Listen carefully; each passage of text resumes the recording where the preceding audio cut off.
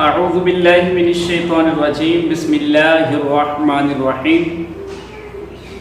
آئیے ناظرین، آج آپ حضرات کے لیے ایک سوال کی معلومات لے کر آیا ہوں قربانی کے حوالے سے۔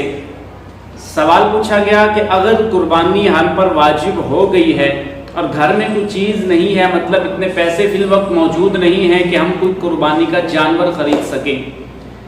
تو اس کے لیے ہمیں کیا کرنا چاہیے؟ تو آئیے تھوڑی سی بات پہلے وضاحت اس کی سن لیں۔ سب سے پہلے تو یہ چیک کر لیں کہ آپ پر قربانی کیا واقعی میں واجب ہو چکی ہے، اور اگر وہ جو 4 شرائط میں نے پہلے بتائی تھی وہ 4 شرائط آپ میں پائی جا رہی ہیں کہ آپ مسلمان بھی ہیں، عاقل بھی ہیں، مقیم بھی ہیں اور صاحب نصاب بھی ہیں، اور اگر چاروں چیزیں آپ میں یہ پائی جا رہی ہیں تو اب تو آپ پر قربانی واجب ہو چکی ہے۔ تو اب آپ کا حل یہ ہے، ایک طریقہ یہ ہے کہ آپ کوئی چیز گھر میں کوئی چیز لے کر گھر سے اس کو فروخت کر کے قربانی کا جانور خریدیں، بکرا لے لیں، نہ زیادہ مہنگی لیں، کوئی چھوٹا جانور مطلب بکرا یا بکری وہ لے کر آپ خرید کر اپنی قربانی کا فرض ادا کریں۔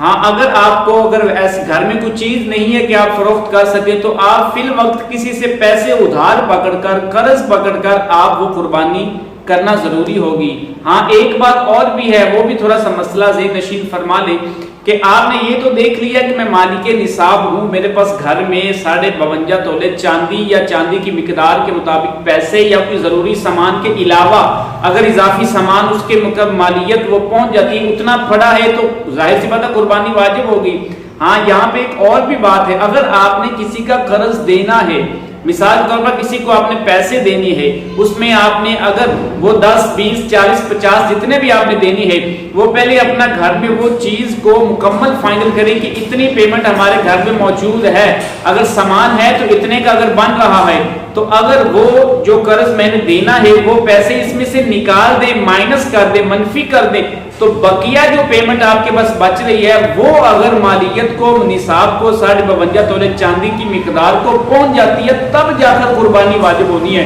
اور اگر آپ نے پہلے ہی کوئی قرض دینا ہے اور وہ آپ کے ذہن میں نہیں ہے، اس کی طرف آپ نے سوچا ہی نہیں ہے، اور اگر آپ نے پہلے قرض دینا ہے تو میرے بھائی اب اگر آپ قرض کے پیسے نکال کر بقیہ جو پیسے یا سامان یا جو چیز بچتی ہے وہ حساب لگائیں کہ آپ کے پاس مالیت کے مطلب نصاب کے مطابق آپ کے پاس پیسے پورے بچتے ہیں۔ قرض بعد میں بھی دے دیں، وہ ایشو نہیں، صرف پہلے ایک بار پیسے نکال کے دیکھیں۔ مثال کے طور پر آپ کے گھر میں اس وقت سامان یا پیسے پڑے ہیں ٹوٹل 1,10,000 کے بن جاتے ہیں،